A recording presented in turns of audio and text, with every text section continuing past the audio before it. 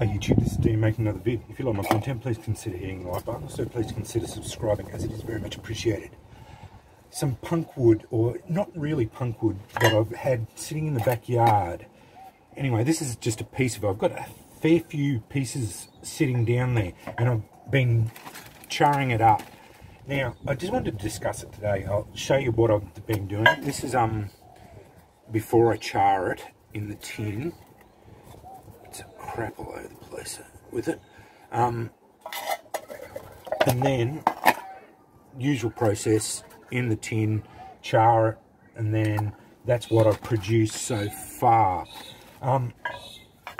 It's not the best punkwood. It's starting to get spongy, as you can see, but some of it here, especially here, is not real spongy at all.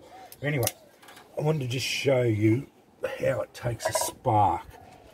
It does take a bit to get it going, but I got it going this morning.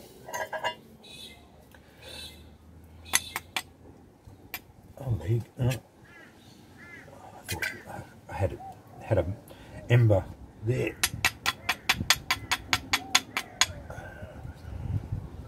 The little tin is really hard to get the sparks falling in it the right way. Casting down doesn't work. Oh, get a better rock. No one's not real good at all. There we go. Getting the sparks falling in it properly now.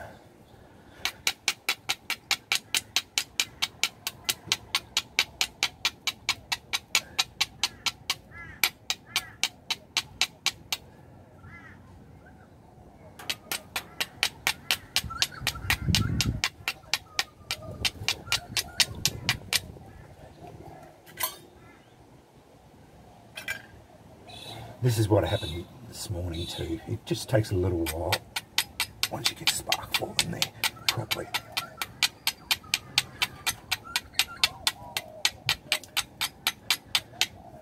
I'm going to develop my casting method better.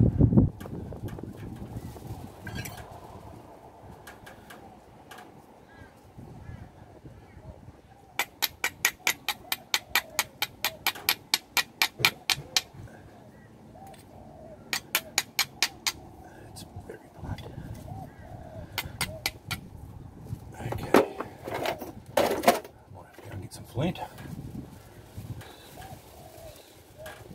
Or use a bigger tin.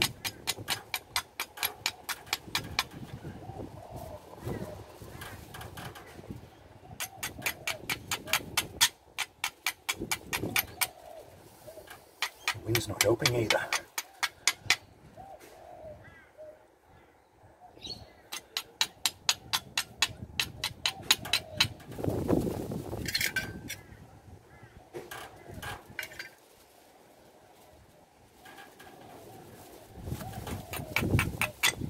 There we go. Alright. It's going to prove me a liar again.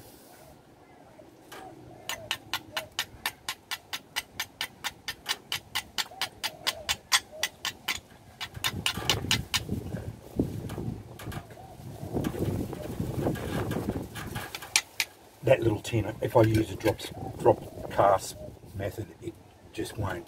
I'll end up spilling it all over the place.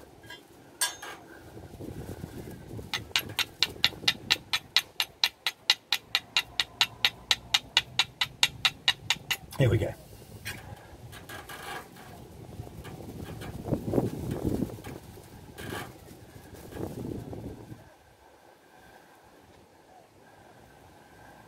As I said, it just takes a little bit of persistence. So it does take a spark. That's got an ember going fully there now. So you can get it going. So it's not too bad, but it's not the best. The main point of this video is you can use substandard or not really punky punkwood. But this one here, that there is nowhere near punkwood yet. That there is starting to get spongy, and you can get it to take a spark. You just have to try at it, go at it a little bit longer. And it's the feathery bits, as per normal of the sponge, as per normal of the punkwood. It's these feathery bits that'll pick up a spark. And use a bigger tin so you can do the casting down method. That little tin, if you try and do drop sparking like that, downward motion as the standard one, you end up spilling the tin. That's as simple as that. That's why I always try and cast over the top of it with those little tins. Even with the bigger tins, I do tend to use the top casting over the top, because it's a better method for me. I tend to not spill my tin as often, which I do find with the casting method. I tend to hit my tin and spill it all over the place. But that's just I don't like the drop down method as much. But anyway, yeah, that's my backyard punkwood, or sort of punkwood. Yeah, it's not really, and I just wanted to report on it. Yeah, not too bad at all. It does take a spark, but as I said, it's just those feathery bits that tend to be the best bits out of all of it. That the bigger chunks, that the big parts there are not what takes the spark. It's those feathery bits at the end there that seem to pick up a spark really easy.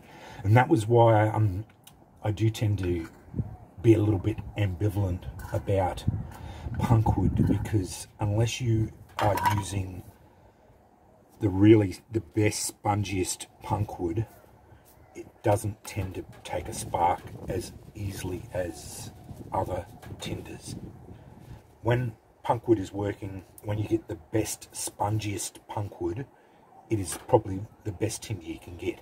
But when you start using this, which amounts to charcoal, just like solid wood, when you're doing that, it doesn't take a spark very well. And that's why sometimes I find punkwood, or what basically is charcoal, sometimes it can be a little bit hit and miss, and I tend to favour other things like charcloth and things like that, because you can make it perfect every time. And unless it picks up a little bit of moisture or something, it works basically perfectly every time, or you don't cook it properly, whatever, you know. But if you do everything right and keep it dry, it works every time. Where this stuff, it can be a little bit hit and miss sometimes, unless you're getting perfect, the spongiest of spongy punkwood. That's the best stuff. I've had that spongy stuff from Rocky Instincts, and it was so light and fluffy, and it just took a spark. One little stray spark took it, and it went off. Anyway, that's my backyard punkwood. I've got several lots of it, and it doesn't work too badly, but yeah, it's not the best when you get down to the harder bits, and I'd have to leave it in the backyard there for a fair while out there, just letting it rot away before it gets to this spongy bit where it's gone to this rotten bit here. But yeah, I'm just charring it up and seeing how it goes, and yeah, as you saw, it does take a spark eventually. Anyway, just reporting on this. Anyway, thanks for watching.